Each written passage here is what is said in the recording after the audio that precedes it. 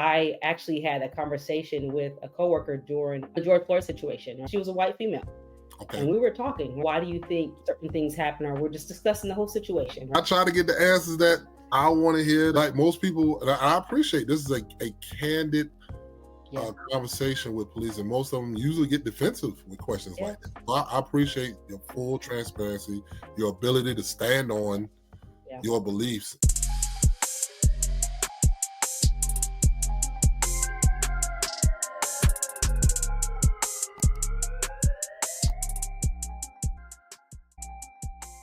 Thank you for coming back, and welcome to the human side, where we are committed to improving the relationship between law enforcement and the community and just building that trust. And today we're going to focus on having that impactful conversation, just having an honest conversation. I have a great guest coming on. He is a coach. His name is Ed Geth. All right, not to be confused with Gaith. Let's bring him right on in. Coach, you here? I'm here. How you doing? Good to see you. I am wonderful. Great to see you too, sir. I appreciate you coming on. Yes, I'm so happy to be here. Thank you. Happy to be here. Thank you. Let's hear a little something about Coach Ed. Coach Ed is a certified premier transformational speaker. Yes, he is. The pivot. I think you created the pivot. That's a little inside joke, right? I didn't know you were there. I was there. I heard the pivot. So Coach Ed specializes in working with young men.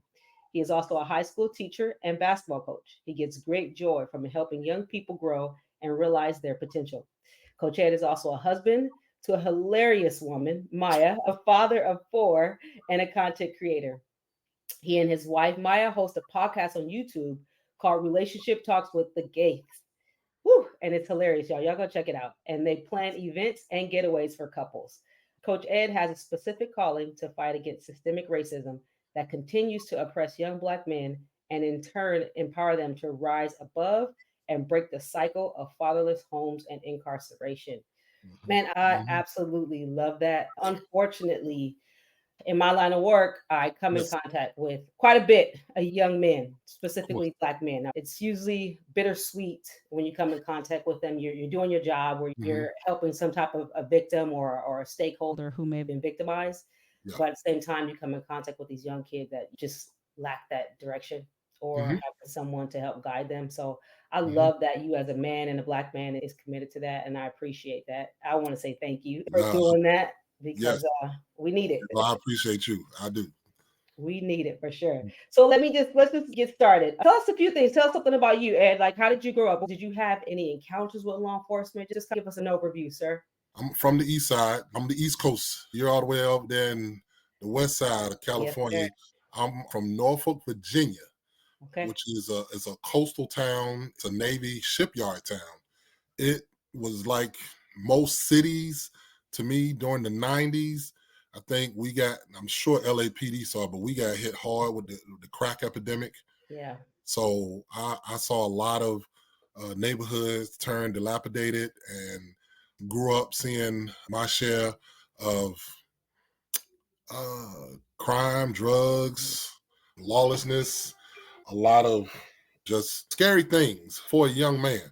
What happened to me when I was about 15 or 16, I can remember 3 guys, 3 gifted athletes like myself who had all the promise in the world. I ended up getting a scholarship and being pretty good, but these guys were better than me. Like one was a state champion track star, who had a scholarship to the University of Virginia. Another one was a all-state linebacker. Another one was a sophomore point guard who's out as good as Allen Iverson. This kid was really good. And all 3 of them lost their lives to the drug game. One drug deal going bad, other 2 just unforeseen circumstances. I don't know if it was drive-by shooting or anything. And I just remember those 3 particular deaths shook me as a young man. My grandmother was a pastor, so she kept me in the church all the time. Let me repeat that. All the time. Like I was there Monday choir rehearsal, Tuesday noonday prayer, Bible study, Wednesday Bible study, church meeting, and I was there all the time. So I say all that to say I was dragged to go, but it was those 3 incidents that made me more in tune with my spirituality. I gave my life to Christ during those times, and I was just moved by those instances. Also, just speaking back to law enforcement, we had the little program called Officer Friendly. So, Okay. as elementary school, you thought police officers were your friend and they'd help you. You had an officer show up and he was very friendly, bring candy, and it was seemed like the police are there to help you and protect and serve. Going through what I just described is why I set it up.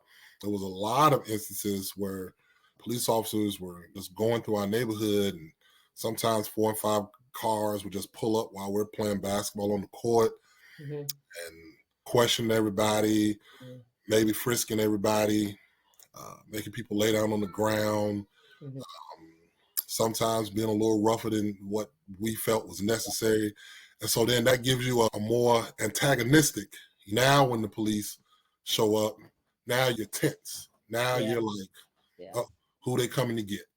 Am I going to be harassed? Now, knock on wood, I've never been around where I've seen what I call injustice, where some of the famous cases like the George Floyd or the Ahmaud Arbery's or the Crawford, Cleveland, nothing where they showed up and were deadly, but I've seen them be very physical and derogatory toward people in my neighborhood. So that's that looked like me.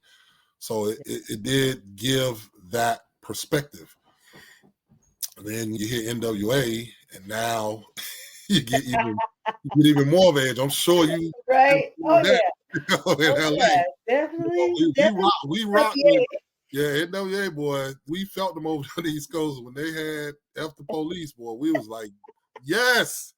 That was like some low key hood empowerment stuff going on, huh? It was, because we were tired. We were tired. Now, don't get me wrong, there were some things we were doing that warranted a little bit, but there were some officers that were very extra in the way they went about policing us. So the officer friendly, you didn't see what they call the friendly patrolmen anymore. Everything just seemed to be on edge, and it didn't strike a good feeling seeing police. And of course, you have the typical lights when you're driving. That just creates a whole nother anxiety. Again, I would say I've been fortunate. I've only had one negative encounter where I felt a little something. I don't want to say he was outright racist, but he had a bit of attitude. I didn't have to get out the car. I didn't have to get searched or anything like that, but he was a bit extra, very controlling, and he could have just been a jerk of a cop, because I know they're bad people in any industry. Absolutely. But I think, and I don't know if I have that fear because of the community that I'm in. I can't say there was something super personal about things that have happened to me, but there are others. But that's at least the background. My introduction to law enforcement. Yes. Thank you for sharing that. It's a trip. You talked about how crime increased. Obviously, the police had to come in and do what they're supposed to do, right? They're supposed to combat crime. And you saw a shift, I guess, in your neighborhood on their presence. And unfortunately, it wasn't, in your experience, it wasn't a positive shift, or it changed. Was it the program called from the friendly, officer friendly to yes, not so friendly, essentially, not so right? friendly at all. Yeah, Not so friendly. officer aggressive. Officer aggressive. Yes. So, and you say that, and obviously I wasn't there, and that was a different time. Right? You would say what, 80s, 90s, Early 90s, right? 90s, right? Yes. 90s, yeah. And that was definitely a different time than what we were living in now. Absolutely. Absolutely. Sure, 100%. But I guess in looking at that, from what you're saying, the police came in harder and stronger because of the increase of crime. How should they have responded? You know what I mean? Instead of that way, right? Like, how do you navigate that if you know that there's an increase of crime? Right? There's obviously complaints coming from the community. Correct. Because no one wants to live amongst crime. No one does. Right? What would have been a better response? Again, I I pride myself on not telling people how to do their job, but I do have to speak on things that we have felt that feel like maybe this could have been done, or at least somebody at least explain to us why it's not being done. Right. So, for instance, again, my grandmother was a pillar of the community. Okay. She was a pastor of a church. Mhm. So, to me, police officers making an effort to know who's in the neighborhood and seeing, hey, we have this issue, we're looking for that. But instead, they're banging on doors and Mhm. just going in people's houses, making people lay down, not really wanting to hear. They assume that and I could see some frustration. Maybe they've looked for certain people and got Right. no cooperation.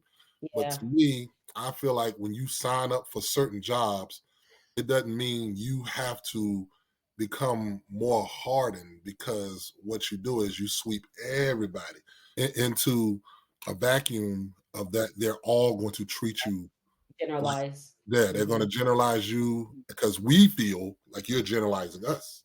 Yeah. So in Absolutely. return, we aren't paid to be protective and service. You are. Yeah.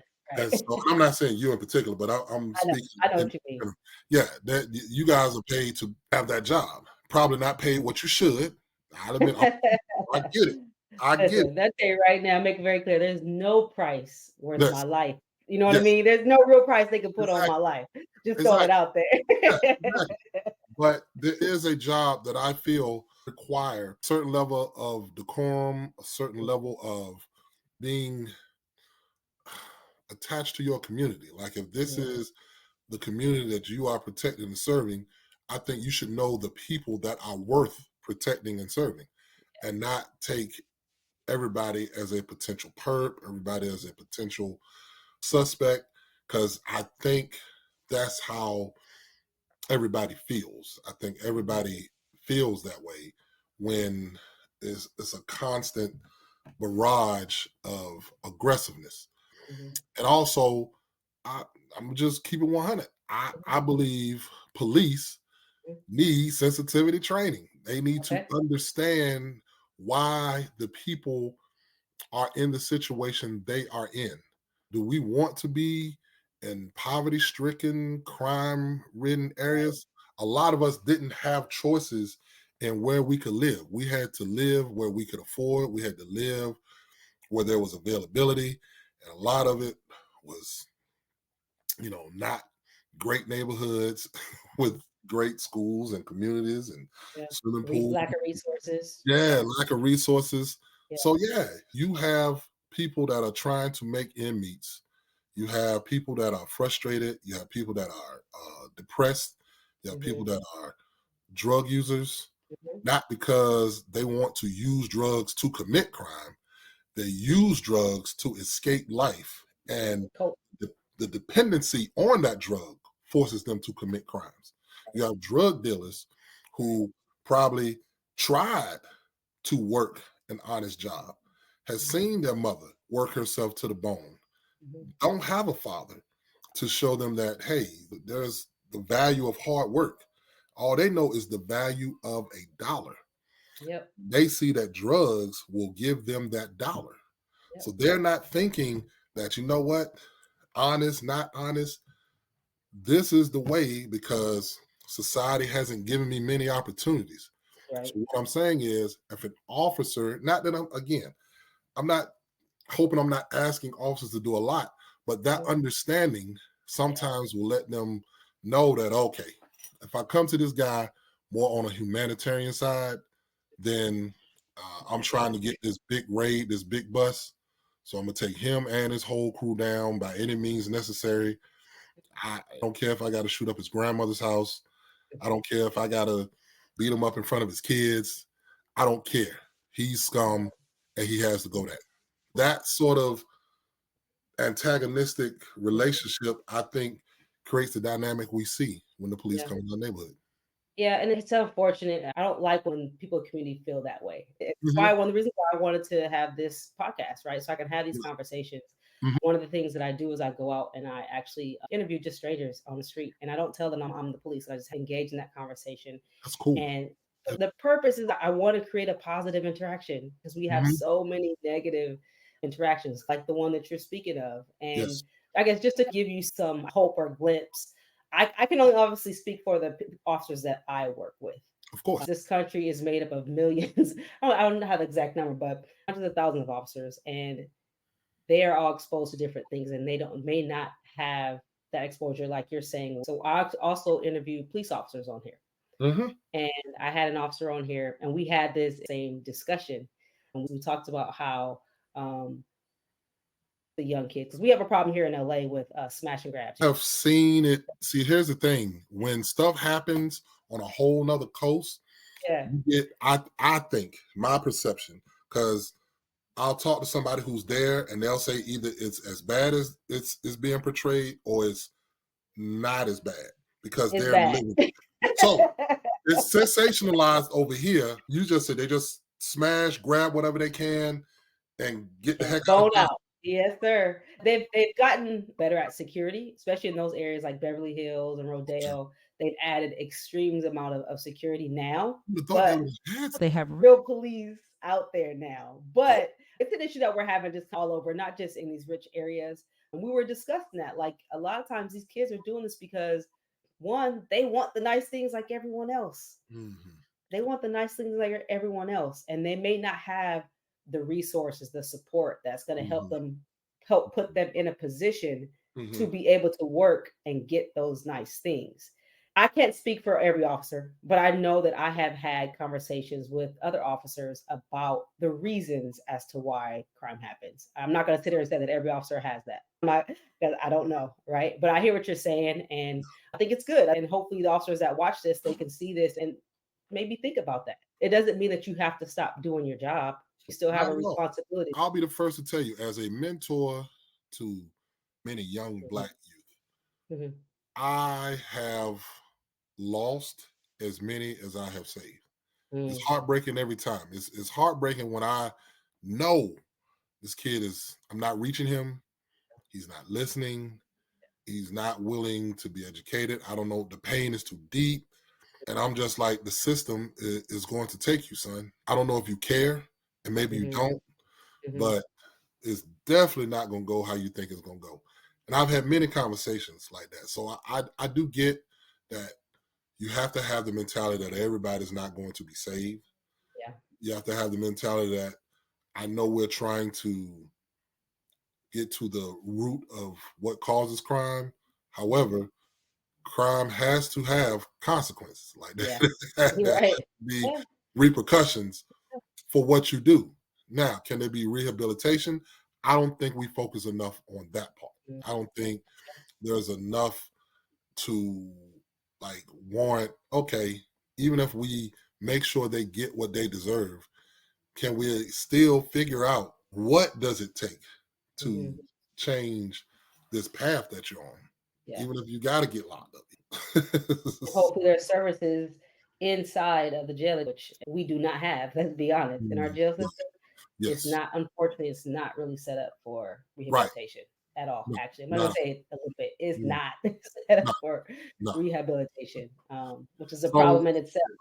yeah, I want to talk more about what you do in the community. What specific strategies do you think you've employed or utilized in your role as a teacher and a okay. coach to combat the effects of Mhm, systemic racism and support a young Black man? What are anything specific? Obviously, being a coach is huge mhm, in itself, right? Because I know absolutely. how I've had coaches. I'm an athlete myself, and I Mhm, had many of coaches who have been mhm, impactful and influential in yes, my life. So, what are yes. some things specifically that you Okay. can speak to? Yes. Well, one thing I've always said, I will make you a better man first Mhm, before I make you a better player. I feel like I will do you a disservice if all I do is prepare you as a player and fail you as a man. mhm, So the first thing I try to say, and it may sound cliche, but it is what it is. I say the greatest disarming factor of anything is love. You yeah. have to approach everything with love. Learn what you can let go. Learn what you can shoulder and deal with another day. A lot of times you guys are harboring so many issues Yeah. that lead to you making irrational decisions Hmm. in critical moments. Hmm. You'll make a lifetime decision in a very critical moment where your passions, your anger, and whatever takes over. And I Hmm. always tell them, anytime you react with anger, is a secondary emotion. It's a Right. mask. It's a Right. mask for pain. It's a mask for hurt. It's a Hmm. mask for disrespect. And so when you attack whatever disrespected you or whatever hurt you, then the anger is more likely to subside. And Hmm. so that's usually the first thing that I teach. Another strategy I'm always telling guys is, because these are young men and more likely they're dealing with their parents, in everything you do, act like your parents are sitting across Right. the street or in the stands, or Hmm. could what you're doing now be done in front of your parents or Yeah. your grandmother or somebody that you hold in high regard? Because that's how I try to coach. I try to coach like my dad is in the stands. I don't usually curse around my dad because I have the ultimate respect. I can't promise that I don't curse when I coach, but when I do, I'm usually filled with something like, "Ooh, my dad wouldn't want to hear that." So at least if you have that constant reminder in your head that, okay, if the person who I respect or love the most could see the decisions or the choices or the actions that I'm taking, Hmm. how would this shape my decision? Yeah. And a lot of times kids take that to heart. They really, because the one thing they do long for is approval. That's good. I love that. Are you finding that kids are responsive to that approach, or They you? are temporarily, and that's why I have to be honest. Okay. They are temporarily. And it goes back to the old African proverb, it Mhm. takes a village Yes. to raise a child. So whatever I pour into them, Hmm. that has to be used as some type of Yeah. fuel, just like with food. Yeah. It sustains you, gives you sustenance for a while, but then your body has to use it, and then it's empty, and you're Right. hungry again. And so Yeah. when you're hungry, where do you go get filled? Right. So yes, but a lot of these kids, I'm only in their lives for 2-3 hours a day, but I Yeah. do it on a daily basis and hoping that they connect, and I try to teach them to connect to some other places uh, Yes. to get filled. Are you part of a church family? Do you Mhm. to a youth group? Is there somebody who you look up to outside of this? Is there Mhm. uncle, a grandfather, somebody you talk to once you leave here? And that's the hard part, because some of them they have hell at home, and Yeah. so The opposite maybe get reinforced, or maybe mhm, receive the opposite of what you are telling them. Right. yes, correct. Correct. And that's the hard reality, is Mhm. hoping that now, if they're getting negative at home, is what you're saying impactful enough? Yeah. I love that. Like I said, I love that you're Mhm. doing that because we see it so often, and it's all across the country.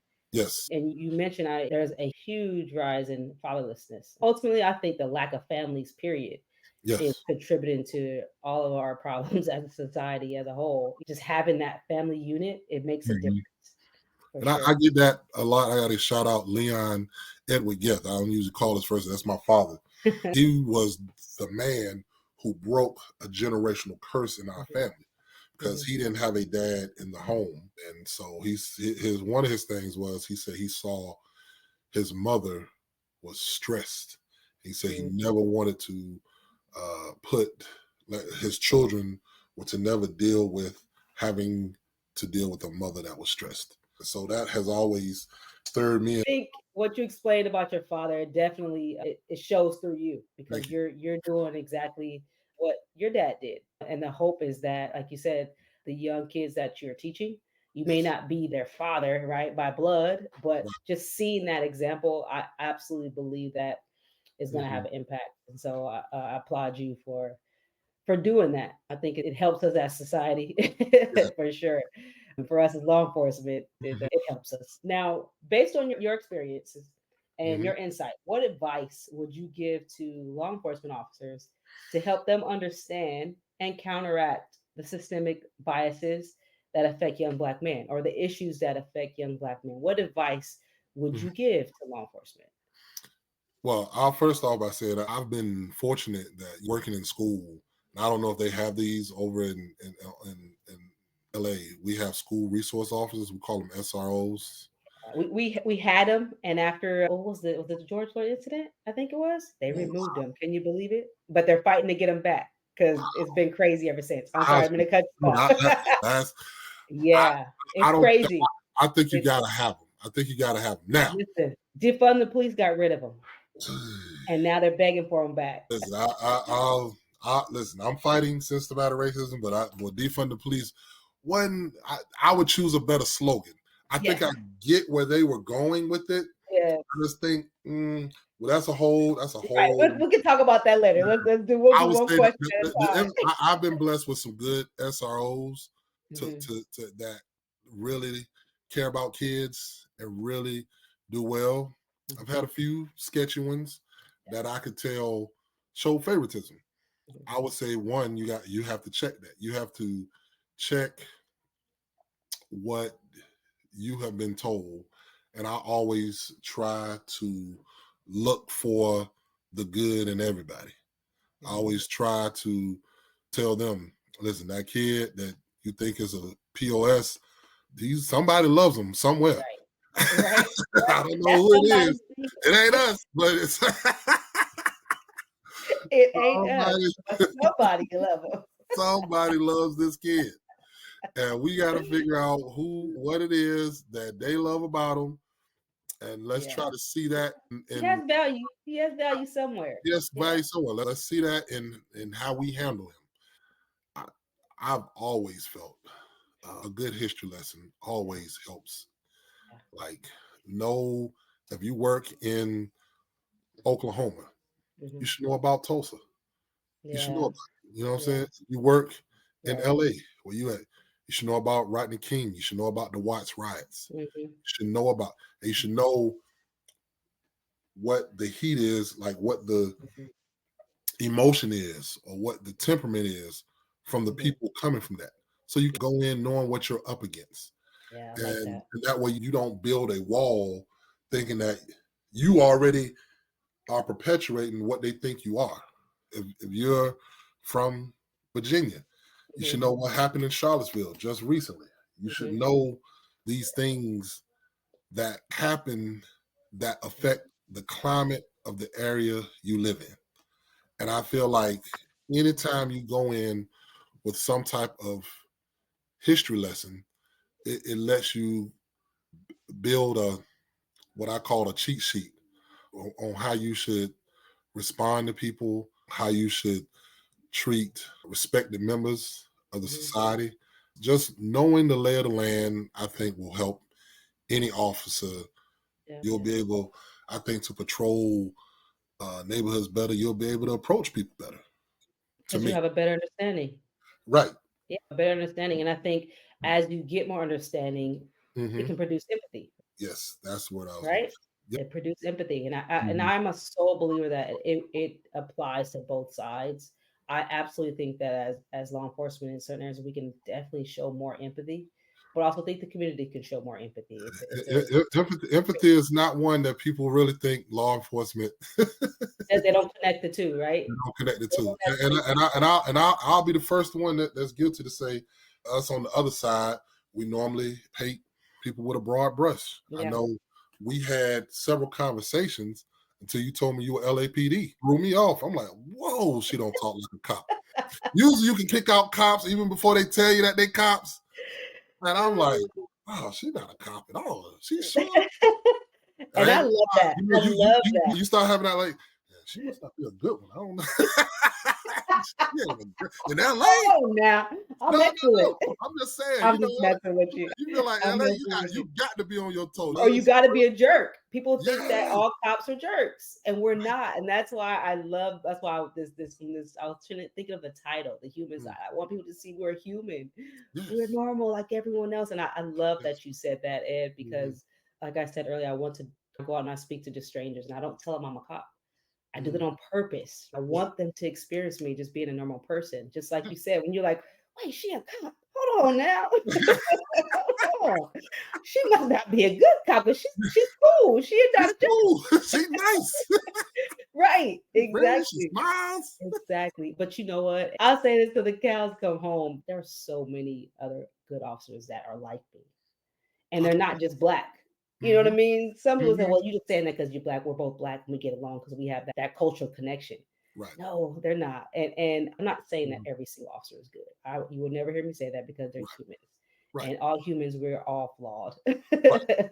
Right. But there are so many good cops too. But Mhm. yeah, I agree. I actually had a conversation with a coworker during the George Floyd situation. She was a white female.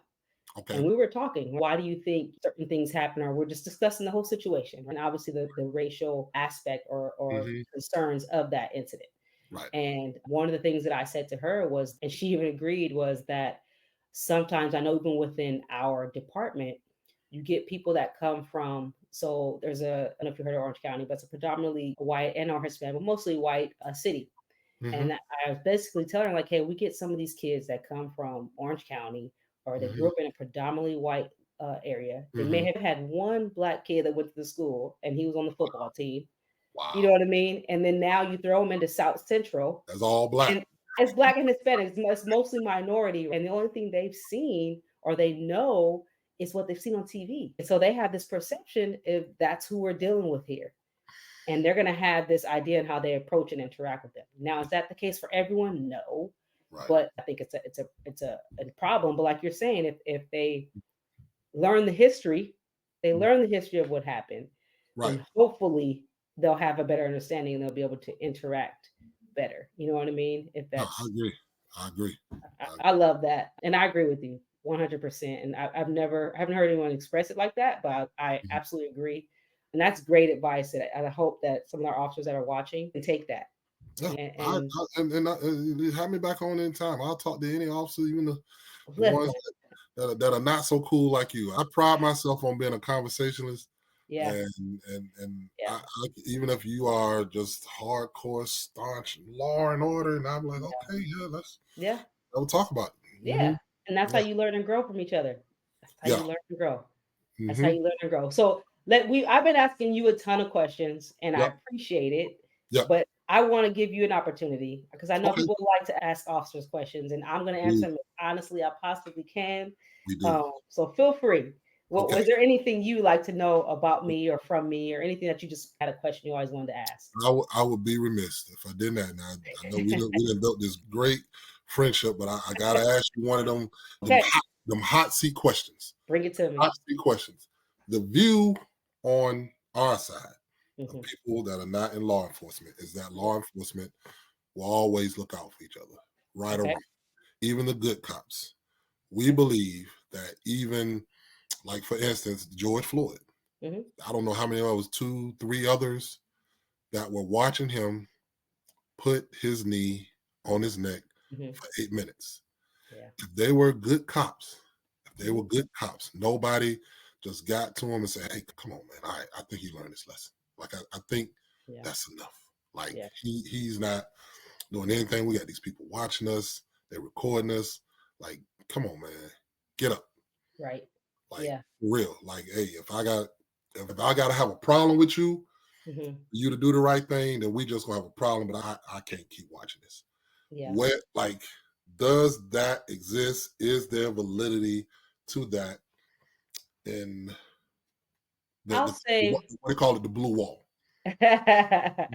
I'll say yes and no, Okay. right? Meaning, um, as law enforcement, we are required by law to basically intervene and or report or stop things from occurring that are against policy and illegal, Mhm. i.e., excessive force, right? Right. It's funny, actually, I teach a class at work to officers and throughout my department that deals with this specific thing. It's actually intervention training. And this past weekend, I was teaching a group of officers, and they work in one of our rougher neighborhoods. And I will tell you that every officer in there had a sentiment that was they're willing to say something. You know what I mean? Nobody wants to be that person for a lot of reasons. One, you don't want to be that partner officer that allows your partner to do something that's one going to get him fired, affect his family, his kids, etc. Mm-hmm. This one thing about law enforcement, there's a strong bond. Now that's 100% true. Okay. There has to be, right? Right. Because what we do with, right? It's a Right. very dangerous job, and we Yeah. have What to you do have, is yeah, it's unique. Is yeah, very few fields of yeah. work that do what you guys do. Exactly. And so Mm-hmm. there has to be that strong camaraderie. So Mm-hmm. I'm not gonna speak and say that there's not. There absolutely is a very strong camaraderie where we look out for each other. But I can tell you that in this private class that we're having, there's no community members, right? Just us. The responses that and the discussions that we have, they are 100% intervening. They're not, hey, you know what, let's do this and let's plan to do something that's wrong or Mm-hmm. illegal. Mm-hmm. Now, I think there are certain reasons why some officers may not say anything, meaning there's a fear of retaliation within the department, Mm-hmm. right? Mm-hmm. There's a fear of not knowing what's going on. Let's say you're watching from the outside looking in and you don't know under the pile that suspect has a gun. All you is an officer punching him, right? And you Mm-hmm. don't know everything that happened. So Correct. you're afraid that if you jump in, you're interfering, and now you've given maybe that suspect a chance to get that gun that you didn't see, but that officer up on top of him sees it, if that Mm-hmm. makes sense, No, that right? makes sense. There is definitely a strong camaraderie. But I have experience from teaching this class is that the authenticity and the genuineness of the officer and how they express that no one wants to be that officer to do the wrong thing. One of the questions that I ask and that's part of the training is what are some of the reasons that would lead you to step in and intervene if you see an officer doing something that he's not supposed to be doing? Mm-hmm. And one of the first responses is because you care. Like that Mm-hmm. was an exact response. Okay. It wasn't because of policy. Yes, those are some of the reasons, right? Mm-hmm. It's against the Mm-hmm. laws, against our policy, but you care. Like you, most officers come in this job to do the right thing. Right. I think there are certain aspects of the job that where they get emotional and their emotions takes over and they get involved and they go too far, or Mm. they just make the wrong decision. Yes. Or they just make their own decision and thinking that they're doing the right thing. Yep. But that was a long-winded answer to your question. But No, no, yeah, but that gave, I got a follow up. I got a okay, follow. And okay. then again, I hope I'm not No, ask me. I'm putting flames on our friendship. I think we no, got it. we I good. think you're officer friendly right now. And I want to keep. We are good. Ask Right. away. I guess you can only maybe speak for you. What is the chatter? What is the mood? What is the talk? You know, when you guys turn on your TV and a George Floyd case, or you see a Mhm. Tamir Rice case, or you see a JaVale Crawford case, or the guy in New York, I forget his name, I Can't Breathe. Yeah, I know you're talking about. Those where the public is feeling like this was Yeah. senseless. Like Hmm. this just didn't feel right. The Sandra Bland's, Yeah. all of those are cases. And I'm sure you guys probably know it from a law Yeah. enforcement where, okay, maybe this could have been done, that could have been done. Like, do y'all have because I know it's like the comedian said, well, when we see a crime on TV, you'll be sitting there like, oh, come on, brother. Oh, Another one of us. another one of us. Or when you see as a white guy, you're like, whew, ain't us. Ain't us. Like, do y'all There's a, look, there's a do skit on y'all have that that too. emotion when y'all see a cop like, oh boy, we gonna have Well, boy, they're gonna be on us, guys. yeah, Guys, they gonna be, yeah, yeah. You know what? It's this is awesome because I hope you watched the interview that I did with a police officer, and we talk about this. One of the things that I think that's unique for us because we do what we do. We know that there's always a lot more to the 5-10 second clip that the media releases, okay, right? And so fair enough. immediately our first thought isn't probably going to be like the average person, we know there's a lot more to it. And as someone who has been on the other side of bad media coverage, where they give the story, and I've literally had an investigation. I was working, I'm the investigator, and it was all over the news. And they didn't say anything that was true. Oh, wow. Or they left out all the good truth part and just wanted to. Yes. Yes. Yes, and I've been, I don't say a victim of that, but I've been associated with something like that happening. And so my first thought isn't going to be oh, why they do that? Because I know there's more to it. My first thought, and I think most officers' first thought is, well, what else happened? What happened leading up to that 10 seconds of the use of force? What did he do before that? I can see that. You know what I mean? That's usually the first thought, is to stop, take a step back. Okay, let's find out everything that happened first before we make that judgment. Okay. That's fair. But do we talk about it? Of course we talk about it. And we obviously we look at it from an officer's standpoint. Always more. Always more. And I'm sure, yeah, the news has to sell clips. Yeah. And they're there for ratings. Yeah. Especially now. Journalism is not the same that it used to be back in the day. I encourage people, those that are watching, like, take a step back. There's more than just that 10-second clip that you saw on the news. I guarantee there's more. And if it's wrong, they're wrong. I haven't come across too many officers. I'll say majority officers, because I'll say this, there was some more to George Floyd. Ooh. Now, I don't disagree with what has happened. I do think he should have gone to jail. That's my opinion. I do think that there should have been a different way that they handled that. But there was a lot more leading up to that was not made public. Do we need to talk about this off camera? I would love to. Like I said, I don't disagree with what happened, with the results. I do think Derek Chauvin should have gone to jail, because as a police officer, there's certain things that he should have done. Roll him off the ground. That's my thought. That's what I would have done. Roll him off the ground. There were reports that showed there was a high level of drugs in the system, which could have been a contributing factor as to contribute to his death. Now, do I think that the knee on the neck had nothing to do with it? Absolutely not. I definitely think the knee on the neck had something to do with it. It probably increased it. It increased the possibility of the drugs reacting in his body. No question about it. No question. Yeah, it wasn't the sole reason, but it was a contributing factor. And I know that's a lot of, I would say, right-wing talking points. They try to use the drugs in the system to, this Kanye even said, take away from what happened. Take away. Now, that shouldn't. It definitely is a fact that should be presented, and maybe the escalation of tension doesn't go as high. There's still He's still complicit. Absolutely. Still complicit, I in my opinion. But I will say that I very rarely have I heard an officer say, "Oh, he should have been let off scot-free." I have never actually heard that. Okay. To be honest with you. So, and that's just me. Maybe they don't say it in front of me. Right. No, that's not. I don't know. They rarely get officers that say that. Yeah. Again, it's some nut, some talking head say that more so than an officer say that. But yeah, to your question, that's usually the first thought is, wait, let's see everything that happened before we make a response or a judgment. Because there's so much more to it than what you saw on Instagram and on the news. On the news, I get it. I get that police officers probably will know the more that, because you guys see reports every day. There's obviously cops aren't just going to pull out their gun and just shoot people. There's a reason. There's always a reason.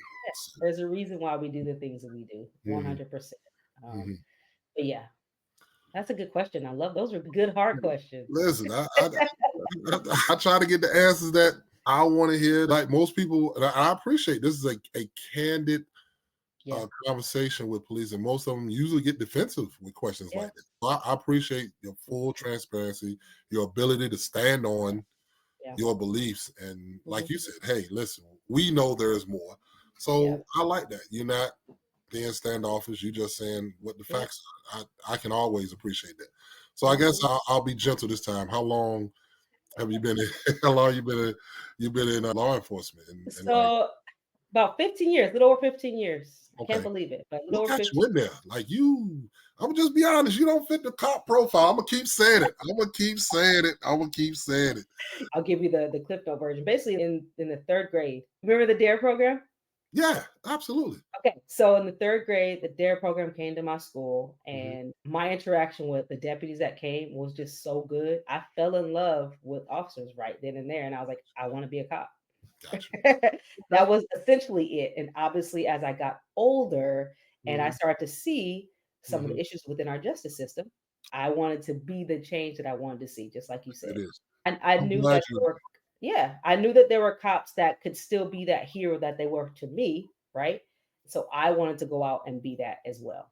And so, Let me give you your flowers while you're alive. Then, after knowing that there are cops like you yeah, in the department, that gives me hope. That there gives are though. me a reason to continue Yeah. to tell these young men that, because I try to teach them not to judge all police with a Yeah. broad stroke, even Yeah. when I'm telling them and how to deal with police officers. I always Mhm. tell your demeanor Yeah. can disarm anything, even if they're coming Yes. in aggressive. If Yeah. you are, the word is compliant. I know that the officers like to use, Yeah. but I Mhm. always try to be compliant, but Yeah. be as calming, be as non-threatening, be as agreeable as you possibly can be, because they're gonna give what you give. I was just about to say that. Exactly. Yes. If you show up with an attitude, I mean, just as a human being, how do you expect someone to respond to Just that? let somebody respond. Like, yeah, they're gonna match energy. Yeah. Ultimately, we do train not to. We train. Mhm. We know that people are going to have a negative, response. So whenever you're contacting us, it's usually not a positive thing. Right? Mhm. But still, it just as a human being, if you show up with an attitude, come on, you Yeah. can't be surprised if you may get a little bit on the back end to Mhm. that too.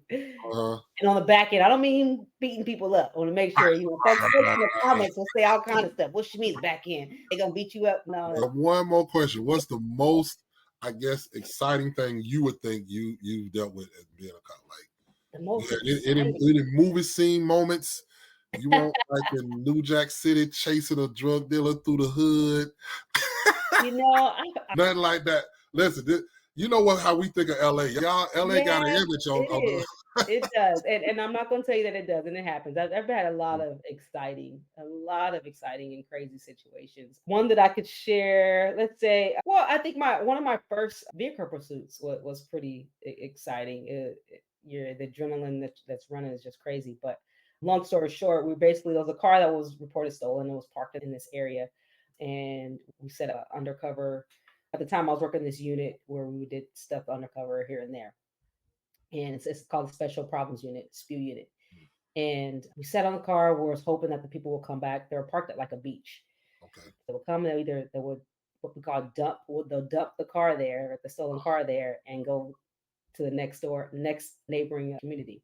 I got you. But we're like, okay. Let's say maybe they're just at the beach hanging out. Sure enough, they were. So they come back to the car. They jump in the car, and we get our undercover car gets behind them. I'm in the police car. We get behind them, and we go through our process of how we would normally handle a stolen vehicle. We ask for backup and things like that before we actually try to pull them over. Right. And so I go to pull him over, and he pulls over. But just as he sees that I'm behind him, he hears all the other cars coming towards him. So he pulls to the right, thinking that, oh, let me let them pass because they're going somewhere. There's an emergency somewhere. Not knowing they coming for you, sir. You, we getting you. Exactly. So he pulls over, and then once he sees all the cars turn and you make a U-turn behind him, and I'm jumped out the car at this point. My gun's drawn. I'm ready to do what we do. Mhm. And he just takes off. He's bombed like, oh, we're going. Uh-oh. Here we go. Here we go. Exactly. You jump in the Mhm. car, I threw my seatbelt on, and we're just going. And he's driving all crazy. It didn't last very long. It felt like we was out there for an hour, but it only lasted about a minute. And but I'm telling you, in my head, it was like, oh, let's So go. it's not Right? a Fast and Furious scene. No, it wasn't a movie scene where it lasted, for a long time. But it That's did funny. end dramatically where he tried to negotiate a turn into the neighborhood going way too fast, and Uh-huh. he crashed right into the apartment complex. Ooh. And there's about four different passengers in the car. Three of them were hurt. The driver actually got out. He was the only one that could get out, and they weren't like seriously injured, but none of them were able to get out and They run. won't get it. Yeah, they won't walking away. No, they were like falling out the car, like screaming in pain. Uh-huh. And the driver gets out. runs. He runs to a backyard. We end up finding him with a helicopter. They help us, and the neighbors, dogs are barking and things like that. But that was pretty exciting. Excited. That's It intense. is. That's It is. intense.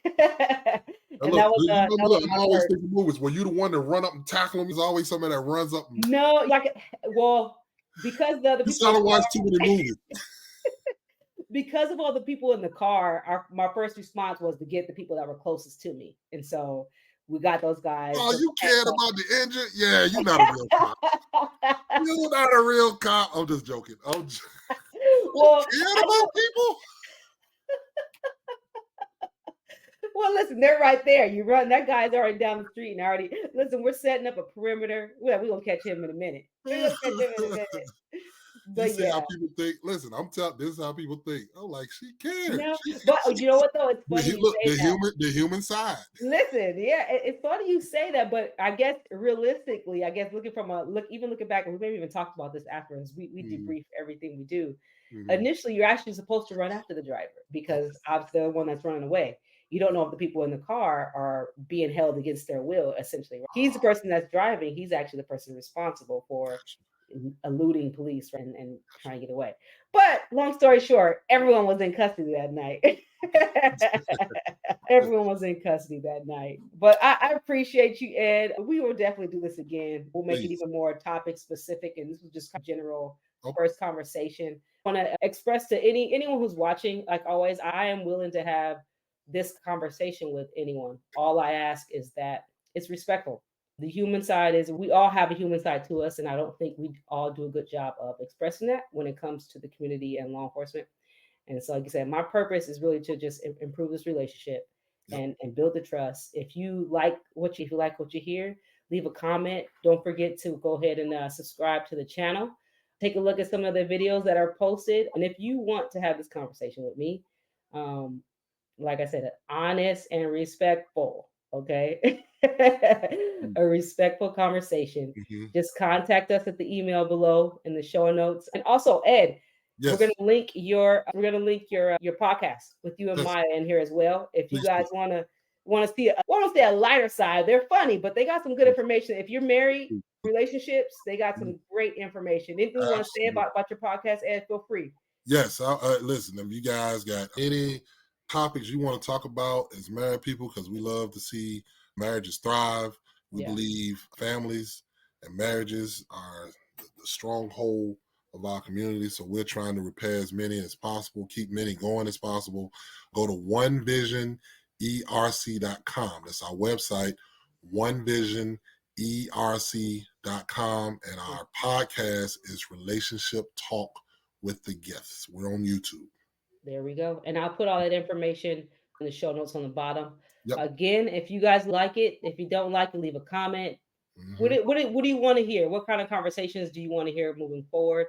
And again, if you want to talk to me as well on here, holla at your girl. I want to thank Ed for having this conversation. I appreciate you, sir. Please tell Maya I said hello. Will do. Hopefully we'll see you soon. And to everyone's watching, remember, if you show me your human side, I'll show you mine. All right, y'all. We out. We out. All right. Peace.